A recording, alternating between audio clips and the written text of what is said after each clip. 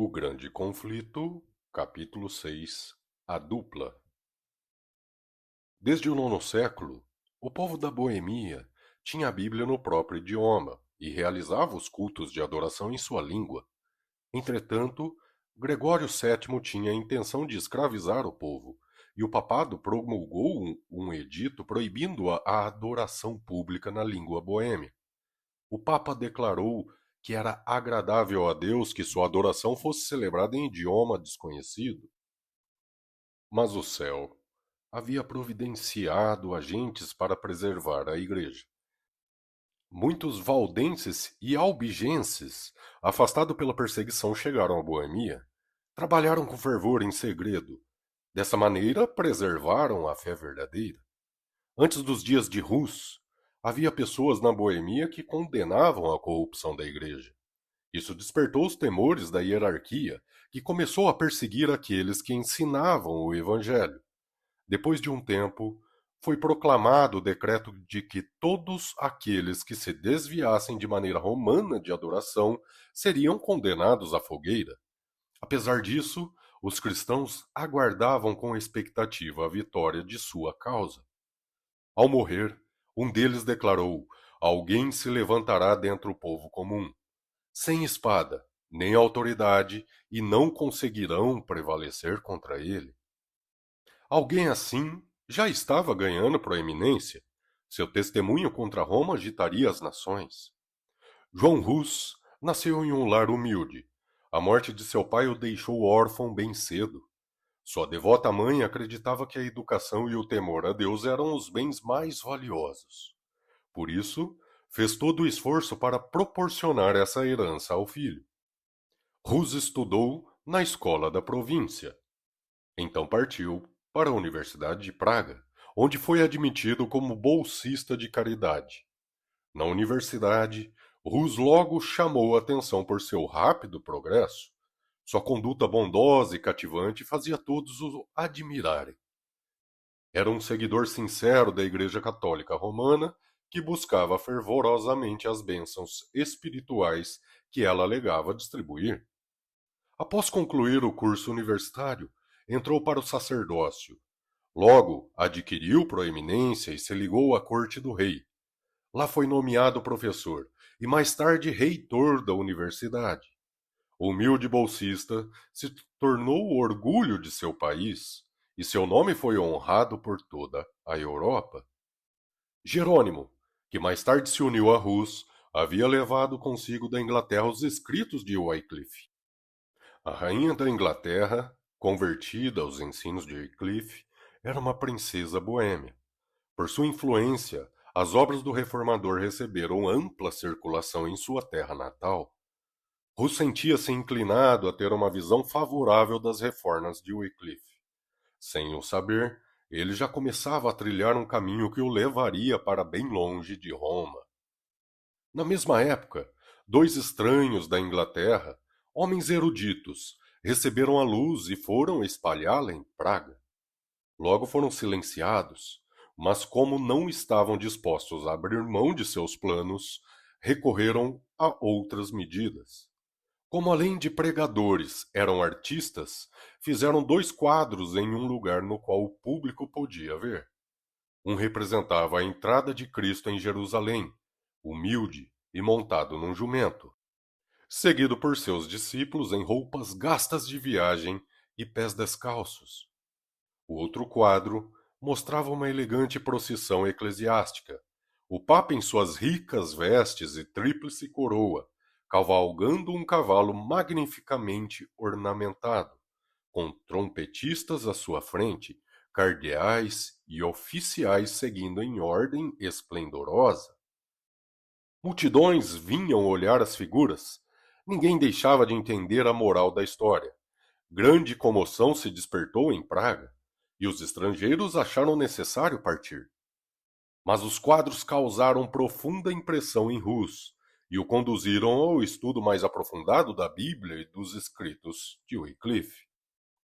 Embora ainda não estivesse pronto para aceitar todas as reformas que Wycliffe advogava, reconheceu o verdadeiro caráter do papado e denunciou o orgulho, a ambição e a corrupção da hierarquia.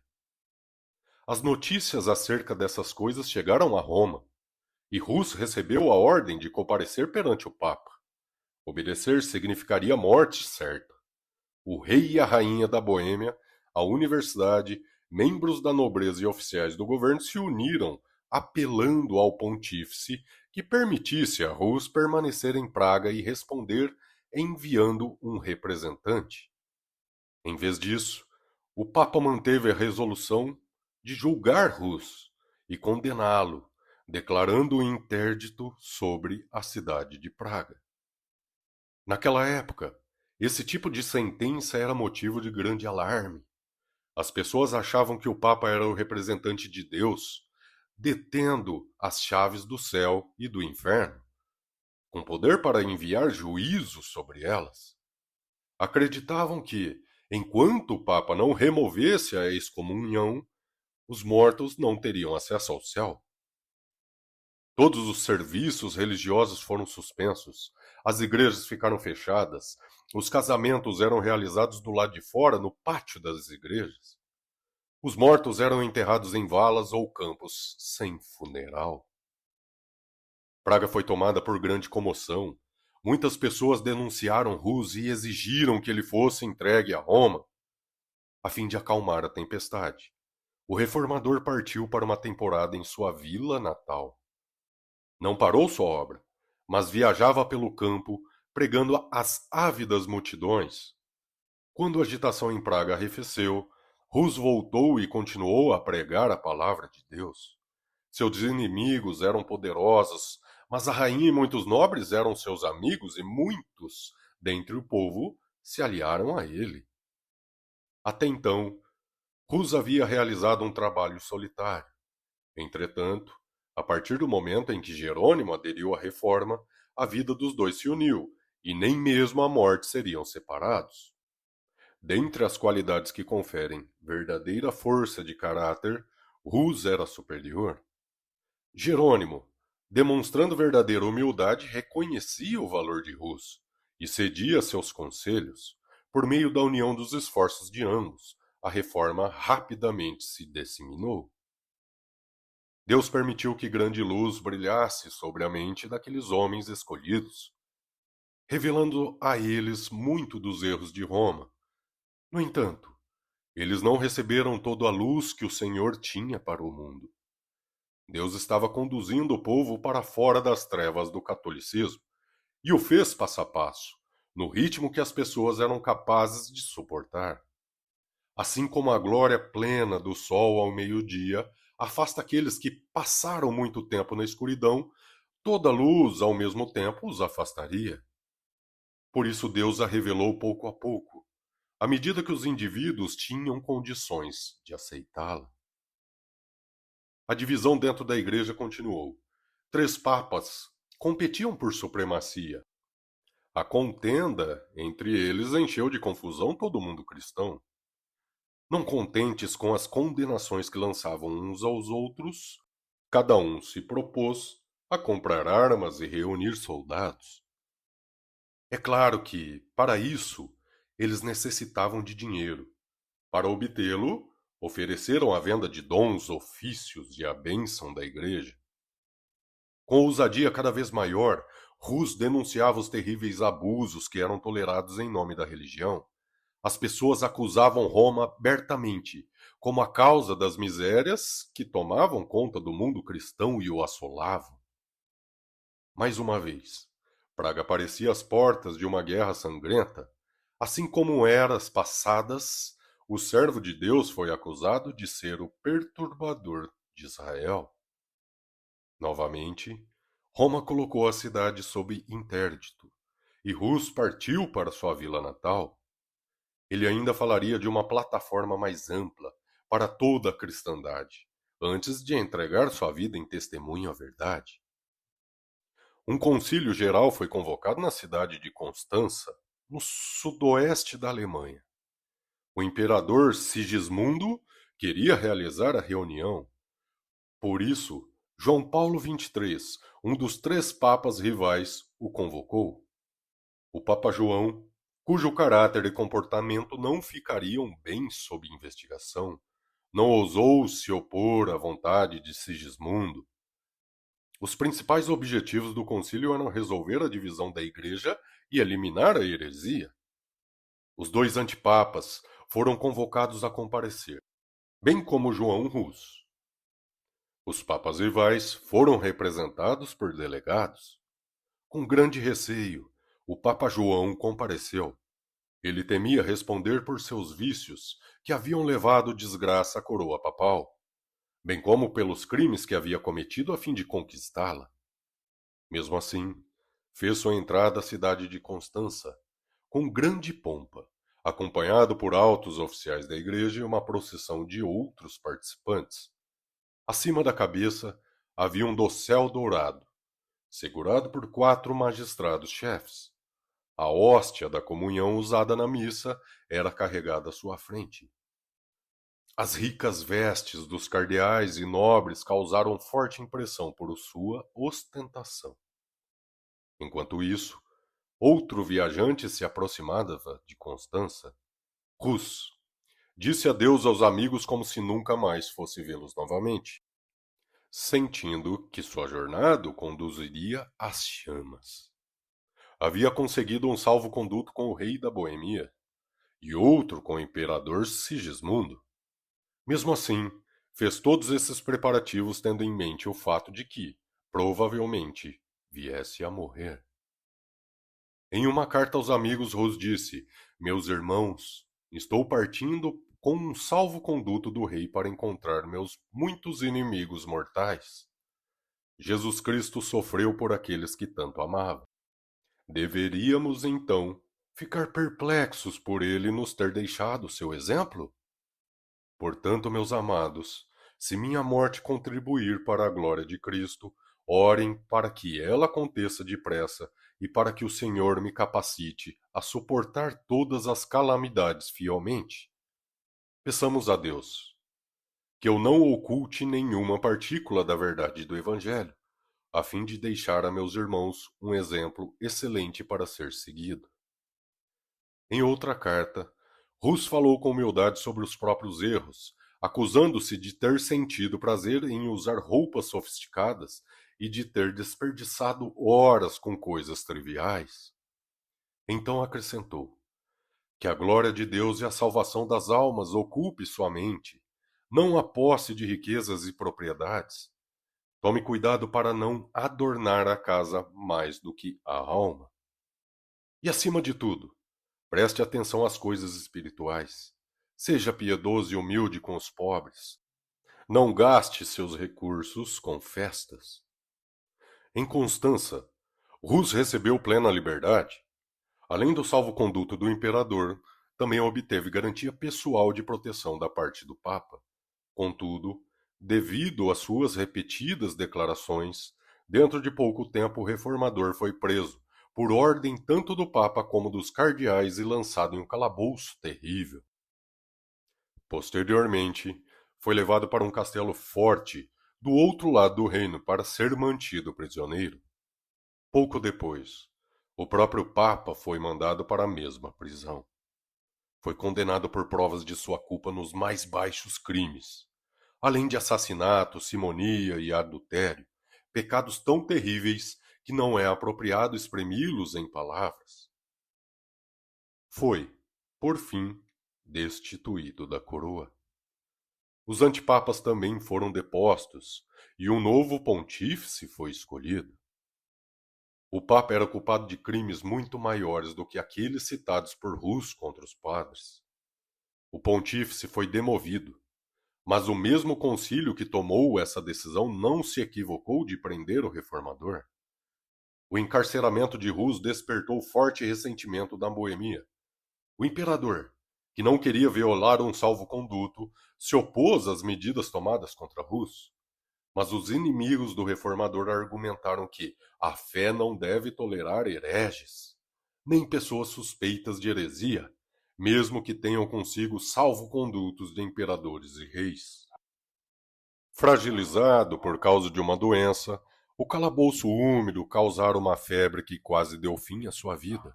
Rus finalmente foi levado perante o concílio. Acorrentado, compareceu à presença do imperador, que havia se comprometido a protegê-lo. Com firmeza, apresentou a verdade e protestou solenemente contra as corrupções da hierarquia. Quando o concílio exigiu que ele escolhesse entre renegar suas doutrinas ou ser condenado à morte, Rus aceitou o destino de mártir. A graça de Deus o sustentou. Durante as semanas de sofrimento antes de sua sentença final, a paz do céu encheu sua alma. Disse a um amigo: escreva essa carta da prisão, com as mãos acorrentadas, esperando minha sentença de morte para amanhã. Quando, com o auxílio de Jesus Cristo, nos encontrarmos novamente na deliciosa paz da vida futura, você descobrirá o quanto Deus tem sido misericordioso comigo e o quanto Ele tem me sustentado em minhas tentações e provas. Do calabouço, Rus conseguiu ver que a fé verdadeira triunfaria no futuro. Em sonhos, viu o Papa e os bispos, não deixando nenhum vestígio das ilustrações de Cristo que ele havia pintado nas paredes da igreja de Praga. Essa visão o perturbou. No dia seguinte, porém, viu muitos pintores ocupados restaurando as figuras em maior número e cores mais brilhantes. Os pintores, cercados por uma multidão imensa, exclamavam: os papas e bispos podem vir, mas eles nunca mais as apagarão novamente. O reformador declarou: a imagem de Cristo nunca será apagada. Querem destruí-la, mas será pintada novamente em todos os corações, por pregadores muito melhores do que eu. Pela última vez, Rus foi levado perante o concílio, uma imensa e reluzente assembleia, formada pelo imperador por príncipes do império, representantes da nobreza, cardeais, bispos, sacerdotes e uma grande multidão. Quando os líderes da reunião perguntaram qual era a sua decisão final, Rus se recusou a renunciar seus pontos de vista. Olhando diretamente para o monarca que tão descaradamente violara a própria palavra, afirmou: decidi, por livre e espontânea vontade, comparecer perante este concílio sob a proteção pública e a fé do imperador aqui presente.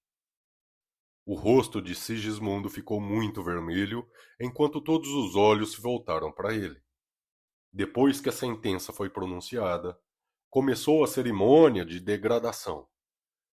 Exortado mais uma vez a se retratar, Rus respondeu, voltando-se para as pessoas: de que maneira, então, eu poderia olhar para o céu? Como seria capaz de encarar as pessoas para quem preguei o evangelho puro? Não.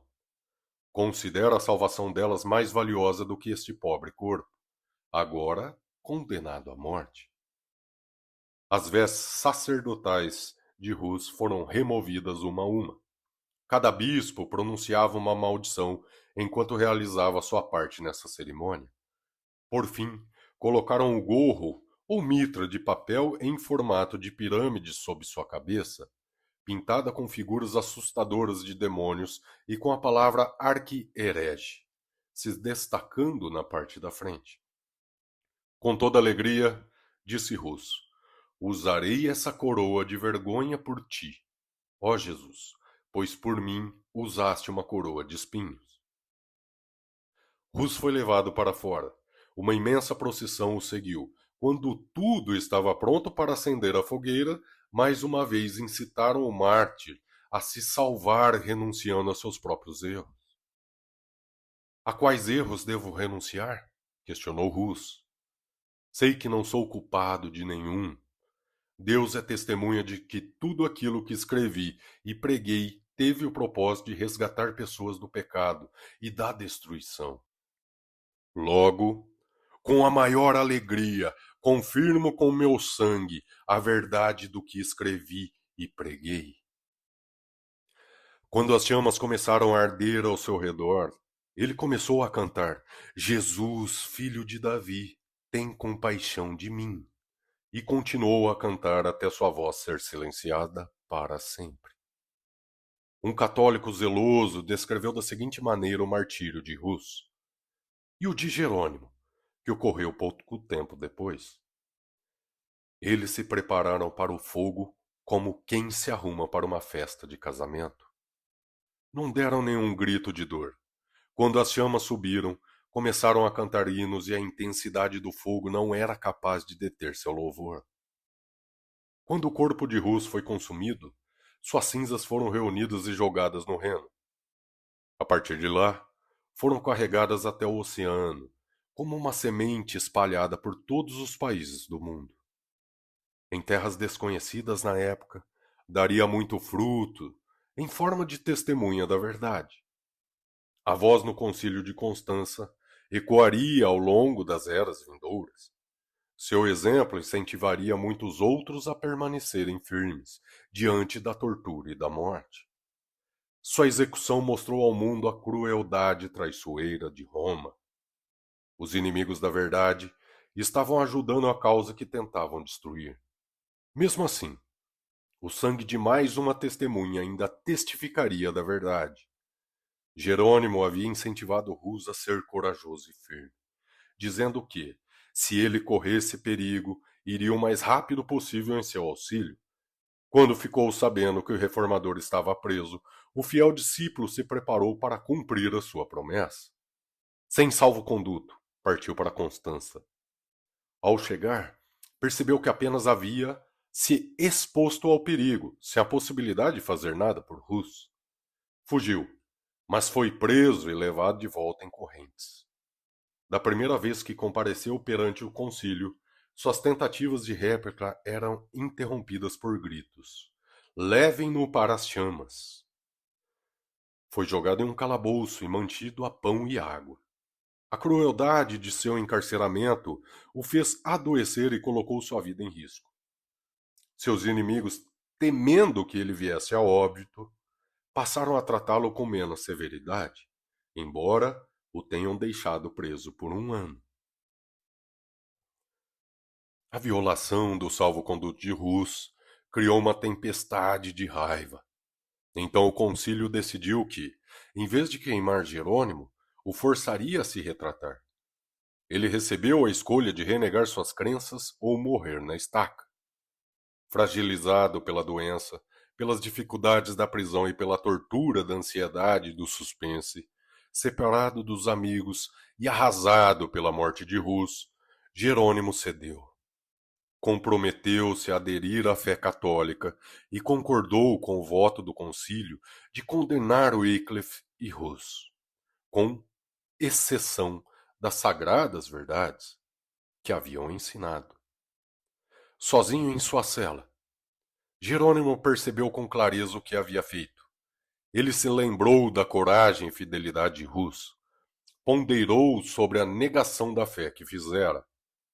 Pensou no mestre que havia suportado a cruz em seu lugar, antes de se retratar, mesmo em meio aos sofrimentos. Encontrava conforto na certeza do favor de Deus. Naquele momento, remorso e dúvida torturavam a sua alma. Ele sabia que precisaria fazer muitas outras retratações antes de estar em paz com Roma. O caminho que havia iniciado só poderia terminar em completa apostasia. Logo, Jerônimo foi levado novamente perante o concílio. Sua submissão não tinha deixado os juízes satisfeitos. Somente se abrisse mão completamente da verdade, ele conseguiria preservar a própria vida. Entretanto, Jerônimo decidiu proclamar sua fé e seguir seu irmão mártir até as chamas. Ele renunciou à retratação anterior e, por estar prestes a morrer, reivindicou solenemente o direito de fazer sua defesa. Os oficiais da igreja insistiram para que ele simplesmente confirmasse ou negasse as acusações feitas contra ele. Jerônimo protestou mais uma vez contra tamanha injustiça. Vocês me mantiveram cativo por 340 dias em uma horrenda prisão, disse. Então me trazem em sua presença, ouvem meus inimigos mortais e se recusam a me escutar? Tomem cuidado para não pecar contra a justiça. Quanto a mim, sou apenas um frágil mortal. Minha vida tem pouca importância, e quando peço que não profiram uma sentença injusta, faço menos por mim, mesmo do que por vocês. Seu pedido finalmente foi atendido. Na presença dos juízes, Jerônimo se ajoelhou e orou pedindo ao Espírito Divino que controlasse seus pensamentos, para que não dissesse nada contrário à verdade ou indigno de seu mestre. Naquele dia, cumpriu-se nele a promessa. Mas quando os prenderem, não se preocupem quanto ao que dizer ou como dizê-lo. Naquela hora lhes será dado o que dizer, pois não serão vocês que estarão falando, mas o Espírito do Pai de vocês falará por intermédio de vocês. Jerônimo havia permanecido na masmorra por 1 ano, sem poder ler, nem mesmo enxergar. No entanto, apresentou seus argumentos com tamanha clareza e poder que parecia ter tido oportunidade de estudar sem interrupções. Ele apresentou aos ouvintes a longa linhagem de homens santos condenados por juízes injustos. Em quase todas as gerações, aqueles que procuravam enlevar o povo de sua época eram excluídos. O próprio Cristo foi condenado como criminoso em um julgamento injusto. Jerônimo então declarou seu arrependimento e testificou da inocência e santidade do mártir Rus. Eu o conheci desde a infância. Foi um homem de excelência, justo e santo. Foi condenado, mesmo sendo inocente. Estou pronto para morrer. Não me desviarei diante dos tormentos que inimigos e falsas testemunhas preparam para mim. Um dia, eles prestarão contas de seus enganos diante do grande Deus, a quem ninguém é capaz de enganar. Jerônimo continuou: de todos os pecados que cometi, desde a juventude, nenhum pesa tanto em minha mente e me causa tão grande remorso quanto o que cometi nesse lugar fatal, quando concordei com a ímpia sentença proferida contra Wycliffe e contra o santo mártir João Hus, meu mestre e amigo. Sim, eu confesso do fundo do coração e declaro com horror que eu desgraçadamente cedi ao medo quando, diante da morte, condenei suas doutrinas. Portanto, imploro ao Deus Todo-Poderoso que se incline para perdoar meus pecados, e este em particular o mais terrível de todos. Apontando para seus juízes, disse com firmeza: vocês condenaram Wycliffe e João Hus. As coisas que afirmaram e são irrefutáveis, eu também as declaro de igual maneira. Suas palavras foram interrompidas. Os oficiais da igreja, trêmulos de raiva, clamaram: que necessidade há de mais provas? Estamos vendo diante de nós o mais obstinado dos hereges. Impassível diante de tamanha comoção, Jerônimo exclamou: vocês imaginam que tenho medo de morrer? Vocês me mantiveram em um calabouço horrendo por 1 ano inteiro, uma sentença pior que a própria morte. Só posso expressar minha perplexidade diante de um tratamento tão desumano dispensado a um cristão.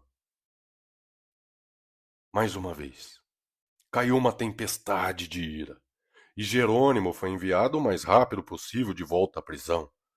Apesar disso, suas palavras causaram profunda impressão em alguns, que sentiram o desejo de salvar a vida dele. Essas autoridades o visitaram e insistiram para que se sujeitasse ao concílio. Apresentaram como recompensas melhores perspectivas. Provem-me, usando as Sagradas Escrituras, que eu estou errado e renunciarei aos ensinos. As Sagradas Escrituras, exclamou um de seus tentadores. Tudo precisa ser julgado por elas? Quem é capaz de entendê-las sem a interpretação da Igreja? As tradições humanas são mais dignas de fé do que o Evangelho de nosso Salvador? Jerônimo questionou. Herege? Foi a resposta. Arrependo-me de haver insistido por tanto tempo com você. Vejo que está instigado pelo demônio. Não demorou muito e Jerônimo foi levado para o mesmo lugar onde Hus perdera a vida. Foi cantando ao longo do caminho, com o rosto iluminado de alegria e paz. Para ele, a morte havia perdido o terror. Quando o capataz pisou atrás dele para acender a fogueira, o mártir exclamou: "Coloque fogo na minha frente. Se eu tivesse medo, não estaria aqui."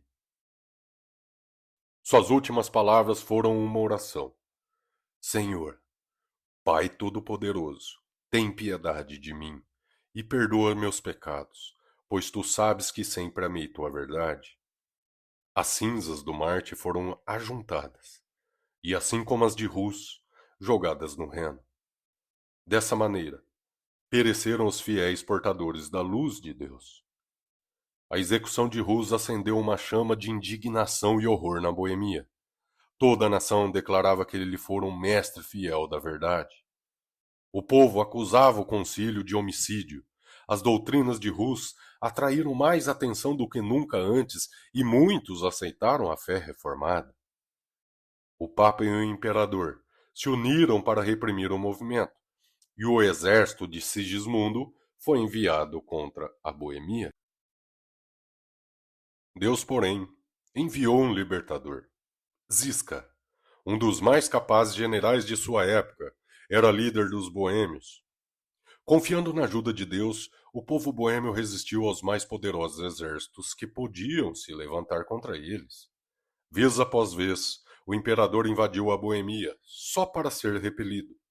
Os adeptos de Rus se ergueram acima do medo da morte e nada foi capaz de prevalecer contra eles. O valente Zisca morreu, mas seu lugar foi ocupado por Procópio, que em alguns aspectos era um líder ainda mais capaz. O Papa proclamou uma cruzada contra os hussitas. Um exército imenso invadiu a Boemia, somente para sofrer terrível derrota. Outra cruzada foi convocada. Em todos os países papais da Europa foram reunidos homens, dinheiro e munições de guerra. Grande multidão se congregou sob o estandarte papal. O vasto recrutamento adentrou a Boemia. As pessoas se agruparam para expulsá-lo. Os dois exércitos se aproximaram um do outro até haver somente um rio entre eles. Os cruzados tinham força extremamente superior, mas em vez de correr através das torrentes de água e batalhar contra os hussitas, a quem tinham vindo encontrar de tão longe, permaneceram em silêncio olhando para aqueles guerreiros. De repente, um terror misterioso recaiu sobre o exército, sem desferir um só golpe. O poderoso agrupamento se dispersou como se tivesse sido dissipado por um poder invisível. O exército hussita os perseguiu, e grandes foram os despojos nas mãos dos vitoriosos. A guerra, em vez de empobrecer os boêmios, os enriqueceu. Alguns anos depois, sob o domínio de um novo papa, empreendeu-se mais uma cruzada. Um vasto exército entrou na Boemia. As forças hussitas recuaram diante dele, afastando os invasores para o interior do país, levando-os a pensar que já haviam conquistado a vitória. Por fim, o exército de Procópio avançou para a batalha. À medida que os invasores ouviram o som do exército que se aproximava, mesmo antes dos hussitas estarem dentro do campo de visão, o pânico mais uma vez caiu sobre eles. Príncipes, generais e soldados fugiram em todas as direções, livrando-se de sua armadura. Sua derrota foi completa, e novamente os vitoriosos saíram com as mãos cheias de despojos. Assim, pela segunda vez, um grande exército de homens guerreiros, treinados para a batalha, fugiu sem desferir um só golpe perante os defensores de uma pequena e frágil nação. Os invasores foram tomados por um terror sobrenatural. O mesmo Deus que dispersou o exército de Midian diante de Gideão e seus 300, mais uma vez estendeu a mão. Os líderes papais finalmente recorreram à diplomacia. Conseguiram extrair dos boêmios uma concessão que os colocava em poder de Roma. Os boêmios especificaram 4 condições para ficar em paz com Roma: livre pregação da Bíblia, o direito de toda a igreja tanto ao pão quanto ao vinho na Santa Ceia e do uso da língua materna na adoração divina. A exclusão do clero de todos os ofícios e de qualquer autoridade secular. Em caso de crime, a jurisdição dos tribunais civis, tanto sobre religiosos quanto leigos. As autoridades papais concordaram em aceitar as 4 condições, mas disseram que o direito de interpretá-las deveria pertencer ao concílio. Em outras palavras, ao Papa e ao Imperador. Por isso, assinaram um tratado e Roma obteve, por meio de engano e fraude, aquilo que não havia conseguido conquistar em conflito. Ao atribuir a si o direito de interpretar as condições dos hussitas, assim como detinha o poder de interpretação da Bíblia, poderia distorcer o significado, para se adequar a seus propósitos. Muitos cidadãos da Boêmia não podiam consentir com o tratado, reconhecendo que traía a sua liberdade. Surgiram discordâncias que os levaram a contendas. O nobre Procópio sucumbiu, e a liberdade dos boêmios pereceu. Mais uma vez, exércitos estrangeiros invadiram a Boêmia, e aqueles que permaneceram fiéis ao Evangelho enfrentaram sangrenta perseguição. Sua firmeza, porém, permaneceu inabalável. Forçados a encontrar refúgio nas cavernas, continuavam a se reunir para ler a palavra de Deus e adorá-lo. Por meio de mensageiros enviados em segredo para diversos países, descobriram que em meio às montanhas dos Alpes havia uma antiga igreja fundamentada sobre as bases das Escrituras, que protestava contra as corrupções idólatras de Roma. Com grande alegria, começaram a se corresponder com os cristãos valdenses. Fiéis ao Evangelho, os boêmios perseveraram durante a noite de sua perseguição. Na hora mais escura, continuavam a olhar para o horizonte, como aqueles que esperam pela manhã.